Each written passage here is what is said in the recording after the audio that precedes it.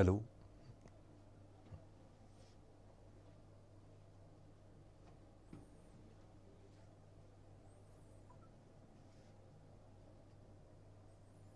Hello students, welcome to GATE academy.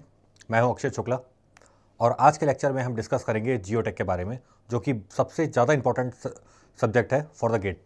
और अगर civil engineering में अगर आप कोई सा भी एग्ज़ाम दे रहे हैं, आप एई दे रहे हैं, जेई का तो मैं नहीं बोलता क्योंकि उसमें वेटेज बिल्डिंग मटेरियल कई जगह ज़्यादा हो जाता है, ठीक है, स्टेट वाइज मैटर करता है। बाकी अगर आप गेट की प्रिपरेशन कर रहे हैं तो geotech is your most important subject out of that 70 marks. Okay, बाकी आपका मैथ्स और एप्टीट्यूड तो है ही। उसके बाद जो हाईएस्ट वेटेज है, वेटेज भी हम देखेंगे, सब्जेक्ट वाइज वेटेज देखेंगे, ईयर वाइज वेटेज देखेंगे, और उसके बाद कौन से टॉपिक से कितने क्वेश्चन आ रहे हैं ये सब देखेंगे। उसके बाद आप कैसे इसमें बहुत अच्छा स्कोर कर सकते हो, जैसे आप टाइटल देख ही लिए होंगे 15 out of 15 how you can score in geotech. Okay, start करते हैं। सबसे पहले सिलेबस समझ लेते हैं। सिलेबस की अगर मैं बात करूं,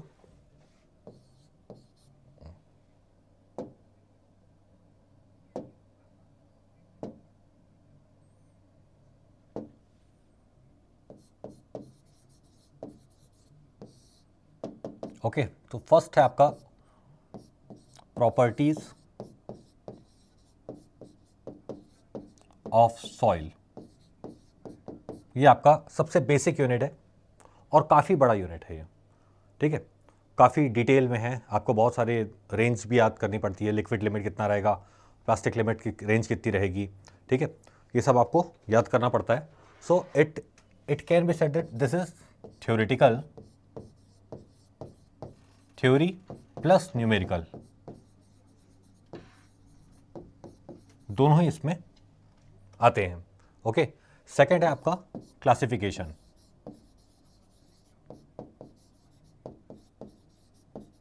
क्लासिफिकेशन ऑफ सॉइल। ओके, इसमें अगर ए लाइन और यू लाइन का अगर आप छोड़ दें तो ये बेसिकली थ्योरेटिकल है। ओके, थ्योरी को मैं टी लिख रहा हूँ। थर्ड जो आपका टॉपिक है दैट इज परमिएबिलिटी।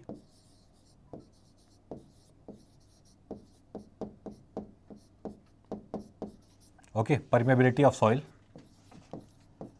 अभी रिसेंट टाइम में इसका फोकस बढ़ा है, ठीक है।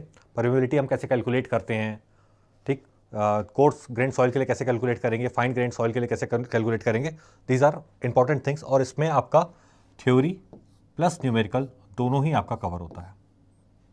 ओके, फोर्थ यूनिट की बात करें तो ये सबसे इंपॉर्टेंट यूनिट है आपका effective stress. Effective stress. Okay, तो फर्स्ट यूनिट के बाद जो प्रॉपर्टीज ऑफ सॉइल है, यहां पे आप जानते हो वॉइड रेशियो क्या है, डेंसिटी कितने टाइप की होती है, ठीक है, वाटर कंटेंट क्या होता है, स्पेसिफिक ग्रेविटी क्या होती है, ये सब चीज़ें आप वहाँ बेसिक टर्म समझते हो। सॉइल में जो जो आपको यूज़ करना है दैट इज इफेक्टिव स्ट्रेस। पूरा जो आपका कंसोलिडेशन यूनिट हो गया, ठीक है, शेयर स्ट्रेस पैरामीटर्स हो गए, या शेयर स्ट्रेस में आपका सिग्मा 1 सिग्मा 3 जो आप यूज़ कर रहे हो, और शैलो फाउंडेशन, ये सब सारे यूनिट्स में आपको इफेक्टिव स्ट्रेस को ही यूज़ करना है। Okay, so it is one of the basic unit और हर साल यहाँ से क्वेश्चन आते हैं, ठीक है। देखो, ये मैं आपको सिलेबस बता रहा हूँ और सिलेबस के साथ किसमें कितने क्वेश्चन आए हैं फ्रॉम 2020 टू 2025 उसको अलग से डिस्कस कर लेंगे। इस कारण मैं उसको यहाँ पे नहीं बता रहा हूँ कि इस टॉपिक में इतना है, उस टॉपिक में इतना है, उसका मैं आपको पूरा चार्ट ही दिखा दूंगा, ठीक है। So effective stress it is also theory plus numerical. देखो, न्यूमेरिकल है तो थ्योरी होगा ही होगा। ओके, इसके बाद fifth unit seepage, seepage analysis. Okay, उतना ज़्यादा इंपॉर्टेंट नहीं है बट क्वेश्चन आ जाता है, फ्लो नेट से तो आ ही जाता है question. Okay, so it is also theory plus numerical. इसके बाद देखें कॉम्पैक्शन,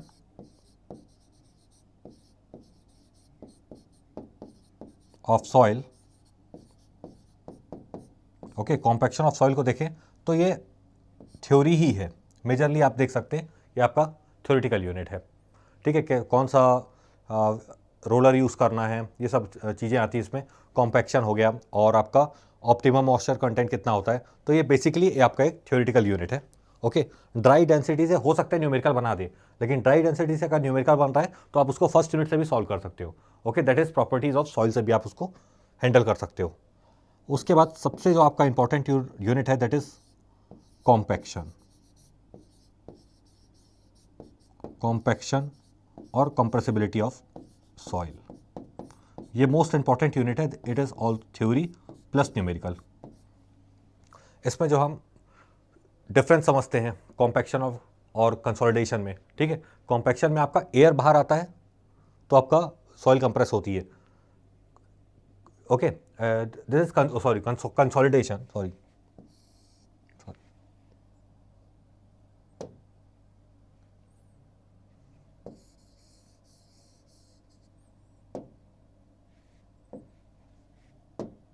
दिस इज कंसोलिडेशन, दोनों कॉम्पैक्शन हो गया था। Okay, so this is consolidation of soil. तो कंसोलिडेशन में आपका जब वाटर एक्सपेल आउट होता है तब जो आपका प्राइमरी कंसोलिडेशन हो गया, सेकेंडरी कंसोलिडेशन हो गया, उसकी पूरी डिटेल में स्टडी है, ठीक।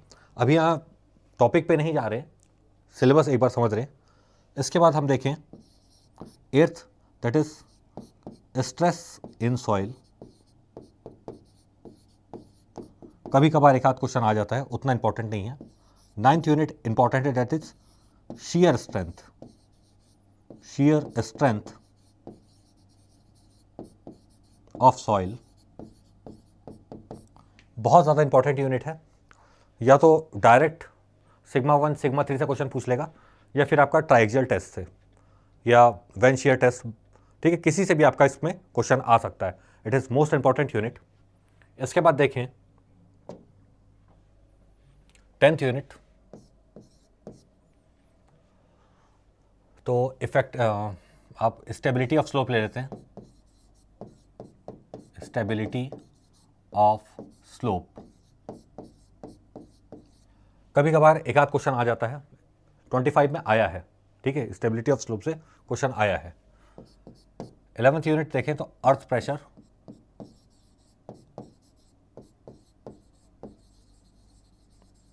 Earth pressure theory. Okay, you can consider it is also as important. Okay, it is theory plus numerical both. It is also theory plus numerical both. Okay, so you can consider this as important क्योंकि हर 1-2 साल के बाद question आएगा इससे, और आता है तो 2 नंबर का 2 मार्क्स का क्वेश्चन आराम से आ सकता है इसमें। ओके, नाउ ये आपका है टोटल जियोटेक अभी तक जो वो कर रहे थे, ठीक। इसके बाद आपका आता है फाउंडेशन इंजीनियरिंग, ठीक है। फाउंडेशन में आपके 2 हैं,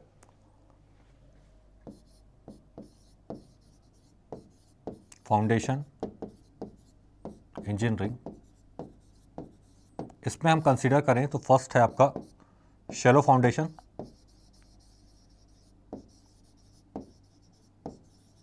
one of the most important chapter. Okay, एकदम अगर आप देखो ना टोटल 4 चैप्टर हैं, 4 या 5 ले लो, ठीक है। एक हो गया आपका फर्स्ट यूनिट, बेसिक आप उस एकदम आपको क्रिस्टल क्लियर होना चाहिए। कंसोलिडेशन, आपको बहुत प्राइमरी कंसोलिडेशन निकालना तो अच्छे से ही आना चाहिए। ओके, जितने उसमें पैरामीटर्स हैं वो सब। शेयर स्ट्रेंथ, शैलो फाउंडेशन, अगर शैलो से नहीं आया तो क्वेश्चन डीप से आएगा, ये कंफर्म है। Okay, second is deep foundation.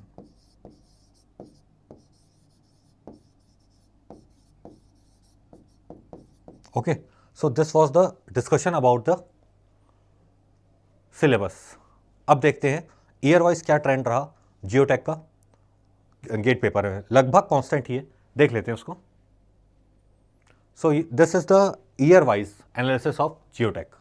Okay, ये 19 है, 20, 21, 22, 23, 24, 25।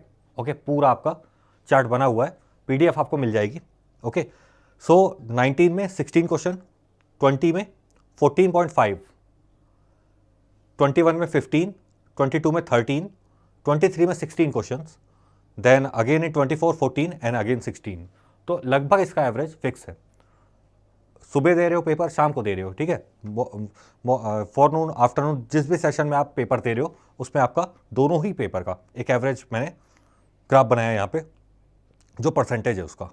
ओके, सो आप देख सकते हो it is the technical subject में हाईएस्ट वेटेज वाला सब्जेक्ट है, हाईएस्ट वेटेज। इससे ज़्यादा वेटेज आपका किसी का भी नहीं आता है। एकदम रैंडमली अगर उठा लिया, ठीक है, जैसे सर्वे को एक बार पूछ दिया था 14 मार्क्स में, उस पर भी आपका जियोटेक 16 मार्क्स का था ही, ठीक। सिर्फ यहाँ जियोटेक की बात कर रहा हूँ, बाकी सब्जेक्ट की स्ट्रेटेजीज अलग डिस्कस की जाएगी। Okay, now moving to the chapter wise analysis of geotech. Chapter wise अगर एनालिसिस करें तो देखो, ये फिर आपका ईयर वाइज है, ठीक है। First column year 20, second 21, 22, 23, 24, 25। Okay, ये आपका ईयर वाइज एनालिसिस है। सो अगर देखें properties of soil 2 marks, in 21 3, the again 2 3 2 3। Okay, this is the trend. Permeability, ये properties of soil and classification को मैंने मिक्स किया है, कभी कभी क्वेश्चन आ जाता है। Classification is not that much important, but it is very little chapter, you can easily focus on this. Okay, then permeability से क्वेश्चन आता है 25 में, अभी 2 मार्क के क्वेश्चन आए हैं। इफेक्टिव स्ट्रेस, ये आपका बहुत बेसिक यूनिट है। ओके, देख सकते हैं यहाँ पे 2 2 1 2 1, सीपेज 1 1 1 1, कॉम्पैक्शन से कम ही आता है, कभी कभी आता है, कभी नहीं आ रहा है। कंसोलिडेशन को आप देखिए, कंसोलिडेशन का आप वेटेज देखिए, ठीक है, 5 4 4 3 4 2, और यहाँ से जो 4 आ रहा है ना, मतलब समझ चाहिए 2 क्वेश्चन आपके डायरेक्टली 2 मार्क्स के क्वेश्चन है। और if you want to score good, ठीक है, और कंसोलिडेशन से जनरली क्वेश्चन आपके इंटीजर टाइप में आ रहे हैं जनरली, ठीक है। तो ये बहुत ज़्यादा फोकसिंग यूनिट है। स्ट्रेस डिस्ट्रीब्यूशन इस सॉइल से बहुत कम आता है, ठीक है। इग्नोर किसी को नहीं करना है, but what you have to focus while studying, ये बहुत ज़्यादा इंपॉर्टेंट है। स्किप नहीं कर सकते। जैसे आप फर्स्ट यूनिट पढ़े, ठीक है, बिना फर्स्ट यूनिट पढ़े आप शैलो डीप पढ़ रहे, कोई रिजल्ट नहीं निकलेगा। You have to follow the process, but you can if you have less time, okay, और if you have to revise, अगर आपने एक बार पूरा पढ़ लिया और आपको सिर्फ रिवाइज करना है, तो आप जैसे ये क्लासिफिकेशन हो गया उसको आप लेफ्ट कर सकते हैं, कॉम्पैक्शन हो गया, ठीक है, एक बार पढ़ लिए सफिशिएंट है, वो याद रहेगा आपको, ठीक। कंसोलिडेशन को आपको बार बार रिविजन में रखना है, it is very important topic. Okay, stress less important, shear strength of soil is important, ये कहीं ना कहीं आपसे पूछेगा ही शेयर स्ट्रेंथ का। Okay, so approximately 2 to 2 marks का आया है। Stability of slope last time 2025 में दोनों शिफ्ट में एक क्वेश्चन आया है स्टेबिलिटी ऑफ स्लोप का, दिखाऊंगा मैं उसको। अर्थ प्रेशर थ्योरी से कभी आ जाता है, कभी नहीं आता है। ओके, शैलो फाउंडेशन से आप देख सकते हैं लगभग कांस्टेंट है वो, लगभग। ओके, सो ये एक एवरेज है। ओके, दोनों शिफ्ट का कैलकुलेट करें तो आता ही है आपका। और डीप फाउंडेशन की अगर बात करें तो इससे अगर इधर से क्वेश्चन नहीं आया, मतलब टोटल फाउंडेशन से अगर मैं कैलकुलेट करूं 4 से 5 नंबर के क्वेश्चन आपके आएंगे ही आएंगे हर साल, ये आप ग्राफ देख सकते हैं। ओके, सो यहाँ पे आपको समझ में आ जाएगा कि कौन सा यूनिट इंपॉर्टेंट है, कौन सा यूनिट आपका नहीं इंपॉर्टेंट है। इतना क्लियर हो गया। अब स्ट्रेटजी की अगर बात करें तो सबसे जो इंपॉर्टेंट यूनिट्स की बात करूं, important units,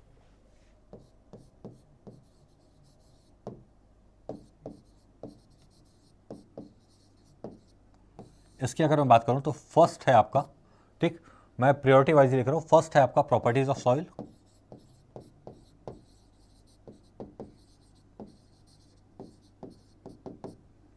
then effective stress,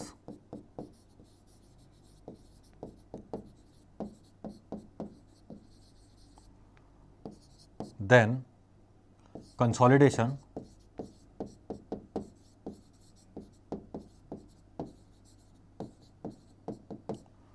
then shear strength,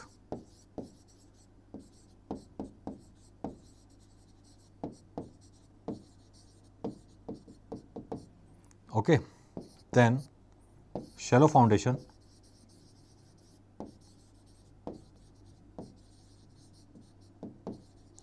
and deep foundation.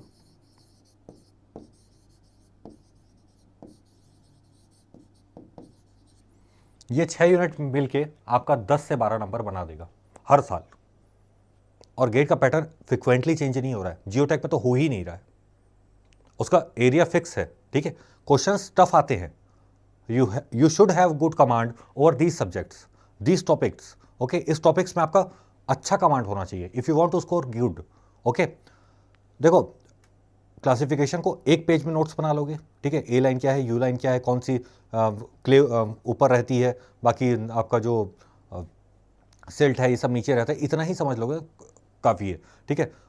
CC क्या है, सीयू क्या है, रेंज क्या है, बस इतना सफिशिएंट है, एक पेज में लिख लोगे दैट इज सफिशिएंट, ठीक। बट कंसोलिडेशन की अगर बात करें it is very tough unit, मतलब बहुत अच्छे क्वेश्चंस आ रहे हैं उसके और कंफर्म है आ रहे हैं। आप पढ़ के अगर आप ऊपर ऊपर से पढ़ के जाएंगे, you can't handle the questions of consolidation. Okay, shear strength के साथ भी पोर वाटर प्रेशर पैरामीटर से सबसे क्वेश्चंस बहुत अच्छे क्वेश्चंस बना रहा है, ठीक है। शैलो फाउंडेशन का भी वही है, डीप फाउंडेशन का वही है, ठीक है। तो इन सब यूनिट को आपको डीपली करना होगा, ठीक। ये मैं स्ट्रेटजी आपको काहे का बता रहा हूँ, 15 आउट ऑफ 15 कैसे स्कोर करना है। कॉम्पैक्शन एक बार पढ़ोगे निपट जाएगा, एक पेज में नोट्स बना लो, आगे पीछे, ज़्यादा से ज़्यादा आगे पीछे, ठीक है। पूरी कॉपी भर के नोट्स नहीं बनाना है, दैट इज सफिशिएंट, ठीक है। प्रॉपर्टीज ऑफ सॉइल में आप जितनी एफर्ट दोगे उतना आपके बाकी यूनिट्स ईजी होते जाएंगे। इफेक्टिव स्ट्रेस में आप जितनी मेहनत करोगे, ठीक है। देखो थोड़ा सा हट के है एग्जाम, एरिया फिक्स है, फिक्स एरिया में if you will work hard you will definitely get marks. Okay, जैसे आप अर्थ प्रेशर की मैं बात करूं, ठीक है। अर्थ प्रेशर में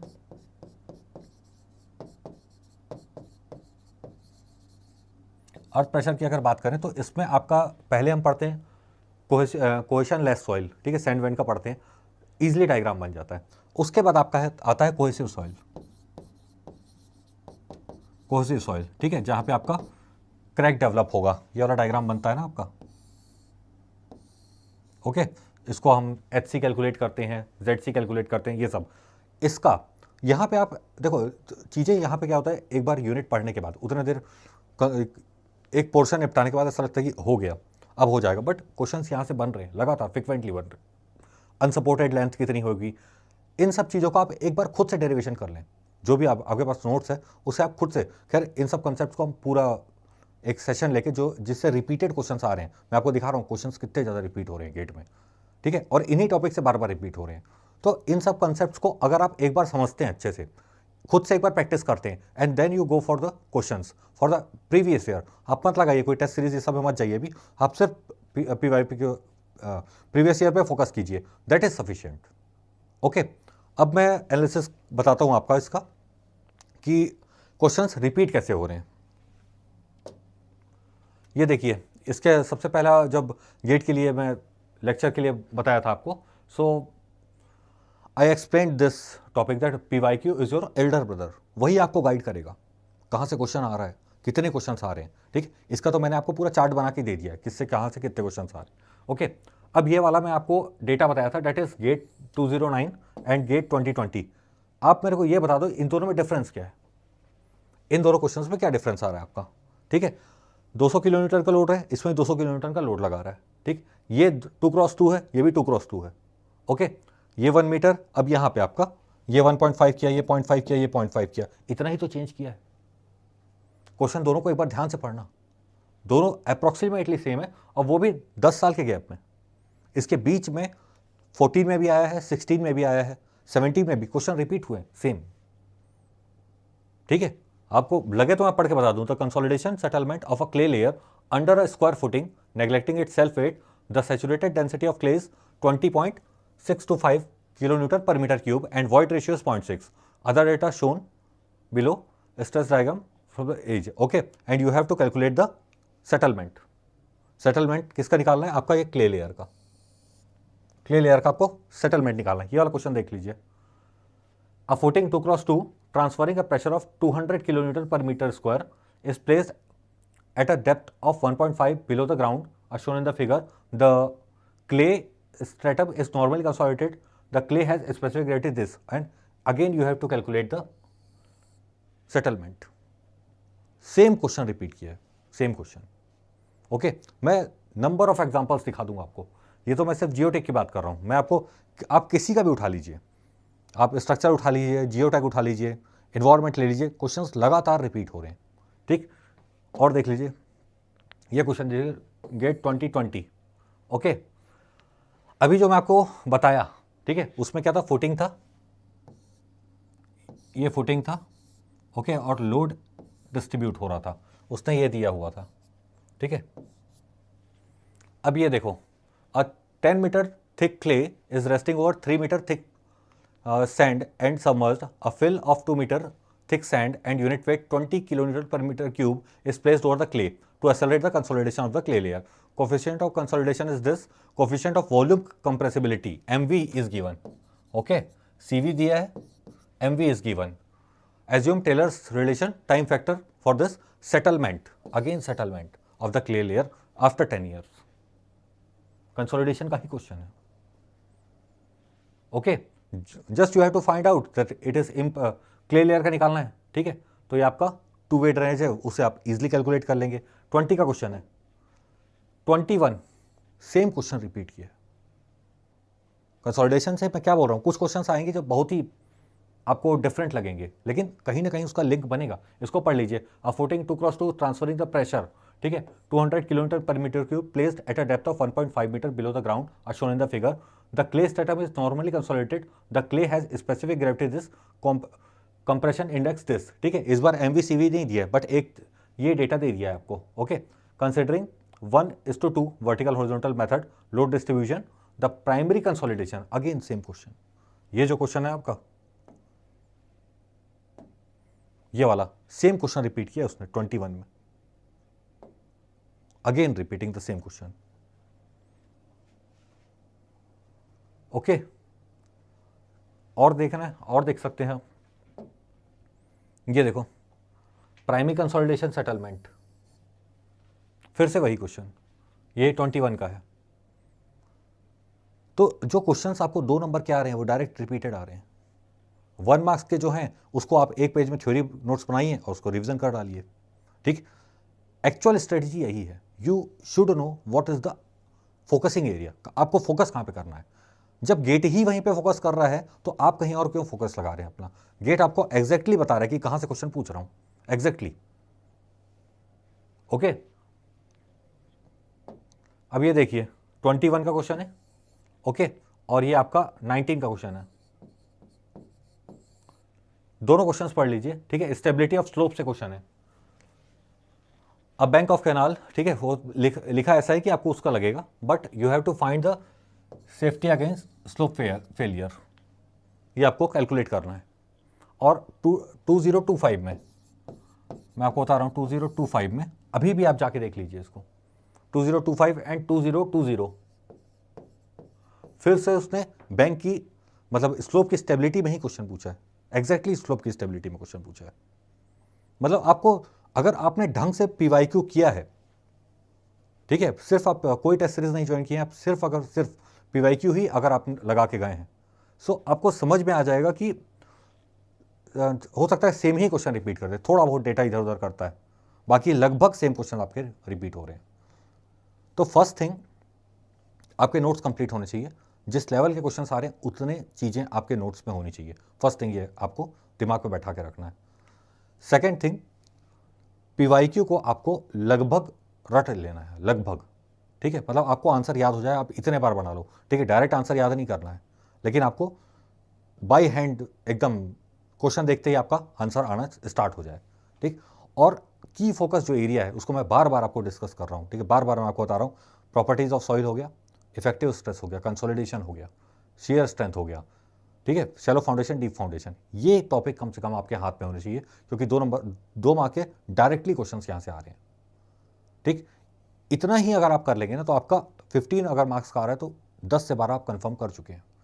और जो बच्चा आपका 1-1, 2-2 नंबर का जो आ रहा है, इफेक्टिव स्ट्रेस से कभी आ जा रहा है, कभी सीपेज से आ जा रहा है, फ्लो नेट से क्वेश्चन आ जा रहा है, कभी वो इससे स्टेबिलिटी ऑफ स्लोप से पूछ रहा है, या परमेबिलिटी से पूछ ले रहा है, या क्लासिफिकेशन ऑफ सॉइल से पूछ रहा है. ठीक है, इन सब टॉपिक्स के लिए आपको कोई परेशान नहीं होना है. बहुत छोटे यूनिट्स हैं, 1 पेज में नोट्स बनाइए, 2 पेज में नोट्स बनाइए, आप रख लीजिए उसको. गेट के एक दिन पहले भी देख के जाएंगे ना, आपसे क्वेश्चन बन जाएंगे. You have to focus on key area. जब क्वेश्चन पेपर सामने आएगा ना, स्क्रीन में जब पेपर सामने आएगा, तब आपको ये क्वेश्चंस ढूंढ के ही पहले बना लेना है इन टॉपिक्स से. एक्चुअल स्ट्रेटजी यही है गेट के लिए. ओके, मैंने भी क्वालिफाई किया है. एग्जैक्टली यही होता है. आपको एग्जैक्टली पता होना चाहिए पेपर कहाँ से आ रहा है, and you should be ready. उस क्वेश्चन का लेवल कम नहीं है, मैं ये बात नहीं कर रहा हूँ, क्वेश्चन का लेवल बहुत अच्छा है, but you should be ready. और इतने क्वेश्चन का जो लेवल आ रहा है ना, वो किस यूनिट से आ रहा है ये आपको पता होना चाहिए.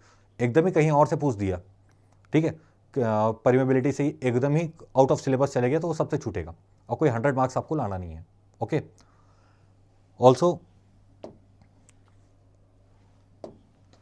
ये हमारा गेट का कोर्स है। ओके, 26 गेट 2026 के लिए रिकॉर्डेड कोर्स है हमारा, ठीक है।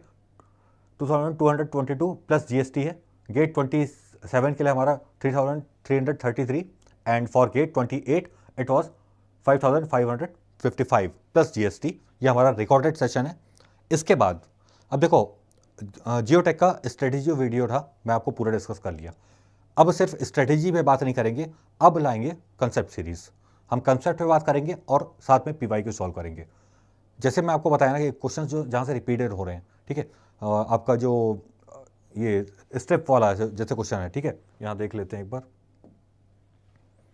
जैसे ये वाला बार बार पूछ रहा है ना कि ये स्टेप फुटिंग है और उसके बाद, ठीक है, उसका जो रेशियो देता है, फिर आपको एक लेयर पे पूछता है कि कंसोलिडेशन कितना होने वाला है। एक कंसेप्ट पकड़ेंगे, एक दिन एक कंसेप्ट पकड़ेंगे, उससे रिलेटेड जितने पीवाईक्यू हैं सब सॉल्व कर डालेंगे। Okay, and I guarantee you इतना कंसेप्ट सीरीज में ही आपका कट ऑफ निकल जाएगा, ठीक है, क्योंकि 15 मार्क्स का आ रहा है, 15 में से 10 प्लस आप जियोटेक में ही स्कोर कर लेंगे if you are totally focusing on this videos. Okay, conceptual clarity के लिए इतना ही सफिशिएंट रहेगा।